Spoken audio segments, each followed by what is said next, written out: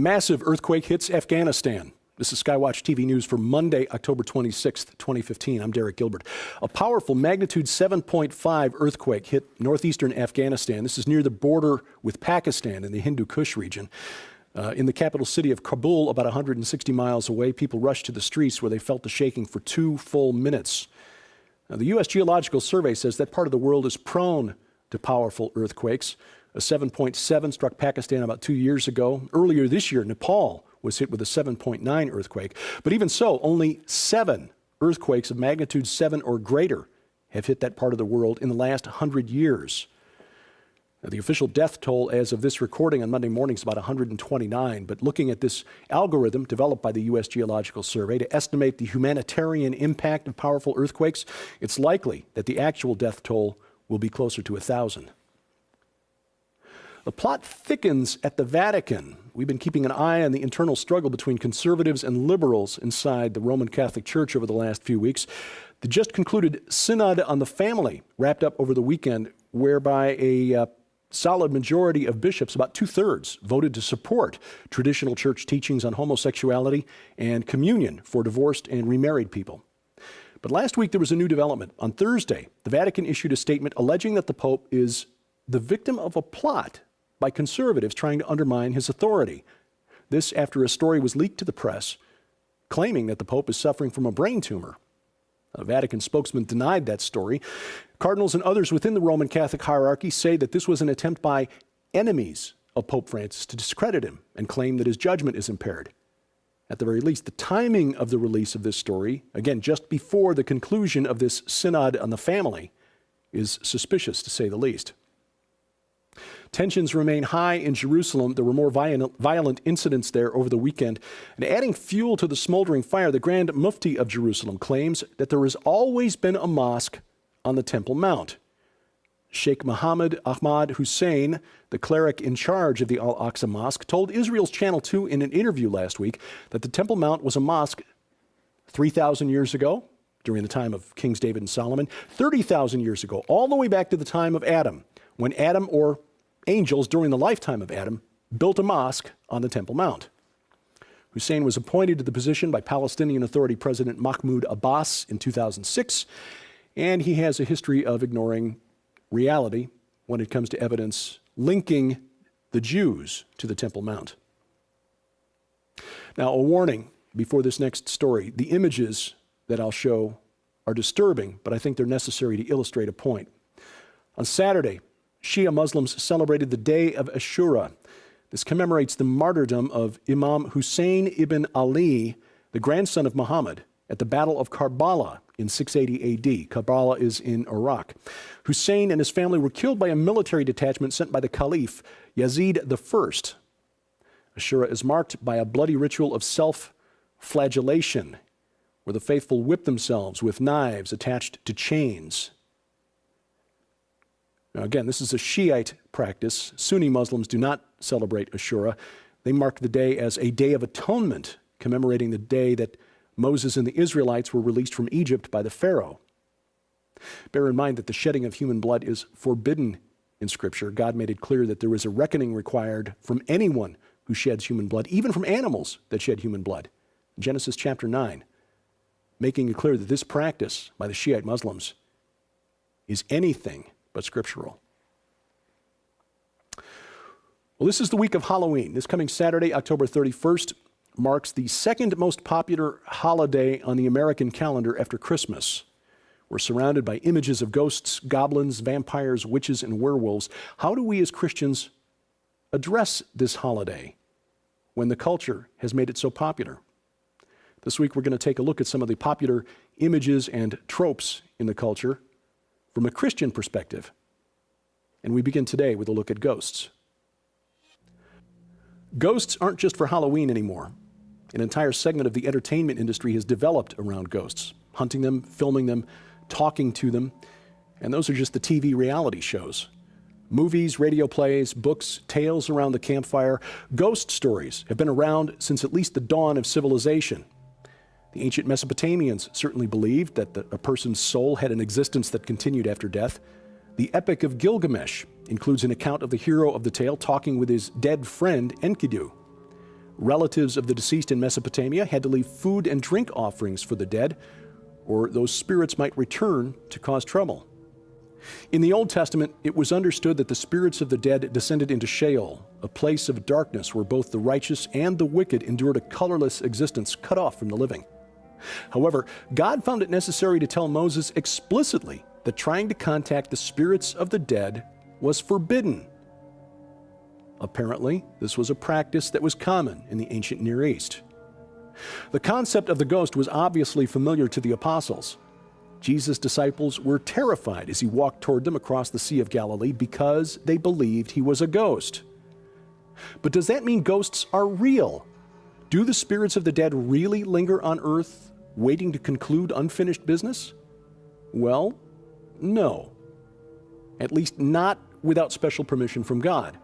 There is only one example of what might be an actual ghost recorded in the Bible. It's in the book of 1 Samuel. The prophet Samuel had died, and King Saul was facing war with the Philistines, who apparently had David and his men fighting on their side. Saul was desperate for a word from God, but God wasn't talking to him. So the king disguised himself and went to the medium at Endor. And we read in 1 Samuel 28, the woman said, "Whom shall I bring up for you?" He said, "Bring up Samuel for me."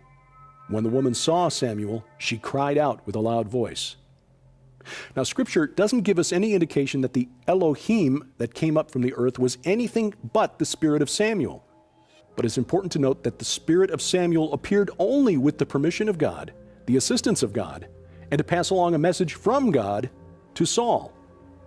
It's possible that the medium cried out because she was shocked to see Samuel instead of the familiar spirit that normally came when she called out to the dead. Now, what does the Bible say about what happens when we die? In Hebrews 9:27, it says, "It is appointed for man to die once, and after that comes judgment." Judgment means either being with the Lord or in torment. There is no in between. Are there spirits on earth? Absolutely. Angels and demons are real. But we humans are not well equipped to tell the difference between the two. Sometimes, as Scripture tells us, the evil ones appear as angels of light. The Apostle John warned us, "Beloved, do not believe every spirit, but test the spirits to see whether they are from God." You see, spirits can mimic the dead to deceive the living. So the next time you see a television show with a ghost hunter or a medium, and they claim to be getting a message from somebody's late Uncle Fred, please remember, these people are playing with spiritual forces they obviously do not understand. God warned us not to contact the spirits for our own protection. These spirits are most probably demons, which means they are most definitely not friendly. Tomorrow, a look at vampires. And this month being the month of Halloween, for your financial gift this month of any amount, SkyWatch TV would like you to have this book, God's Ghostbusters, a series of essays about the supernatural realm from a Christian perspective. Again, this is our gift to you for your gift of any amount during the month of October. Instructions on how to donate at skywatchtv.com. Tomorrow night, we continue our 5-part series called Genetic Armageddon, a look at how science is redefining what it means to be alive on planet Earth, rewriting biology. And specifically tomorrow night, we deal with our pets, the animals who've been entrusted to our care. Part 2 of our interview with the co-authors of the book Dead Pets Don't Lie, Joe Artis and Donna Howell, tomorrow night on SkyWatch TV on the Christian Television Network. That's 9:30 p.m. Eastern Time, 8:30 p.m. Central Time on Dish Network Channel 267, DirecTV Channel 376, Glory Star Satellite Channel 117, and later this week on the official SkyWatch TV channel on Roku and YouTube.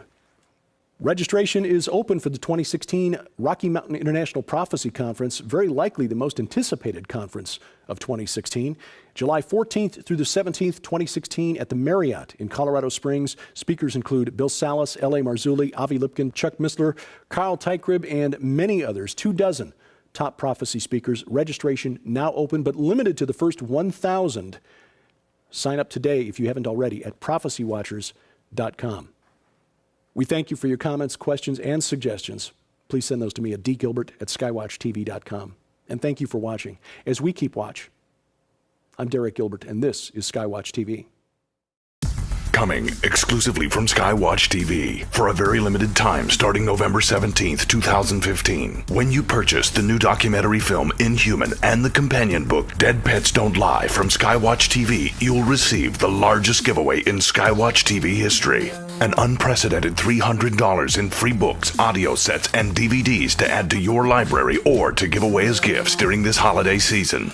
Included in this limited time giveaway are never-before-offered free audio sets. Over 30 hours of the most sought-after interviews in history with global experts combined on a special 2-disc volume set discussing the unfolding genetic Armageddon now underway and what you need to know to survive the future. Featuring Something Transhumanism This Way Comes, The Coming Replacement Humans, The Days of Noah, The Coming Zombie Apocalypse, Conspiracy Theory, Psychotronic Warfare. Also, for a very limited time, in addition to the never-before-offered free best-selling audio sets, if you order before this special offer expires, you'll also receive the multi-part SkyWatch-TV special investigative report on Inhuman the documentary and Dead Pets Don't Lie, the award-winning book Forbidden Gates, Pandemonium's Engine, the best-selling DVD by dog behavior expert Joe Ardis, The Natural Dog Training Method. The breakthrough book for pet enthusiasts everywhere, Do Our Pets Go to Heaven? 2 additional mystery books with a $40 value. And if you're one of the first 3,000 customers to place your order during this limited time offer, you will also receive, absolutely free, the groundbreaking WorldNet daily film The Last Pope featuring Tom Horn. Place your order beginning November 17th, 2015. Altogether, the never-before-offered free 6 full audio series on a 2-disc volume set plus the 5 free books and 2 additional DVDs total an astounding $300 giveaway to add to your library or to give away as gifts during this holiday season.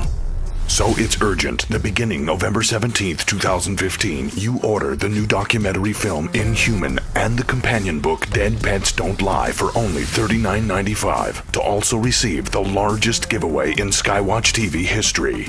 But please understand this offer will end without notification and is on a first-come, first-served basis starting November 17th. So be sure to visit SkyWatchTV.com to follow the countdown to the greatest giveaway in SkyWatch-TV history. Order the new documentary film Inhuman and the companion book Dead Pets Don't Lie for only $39.95 to also receive the largest giveaway in SkyWatch-TV history.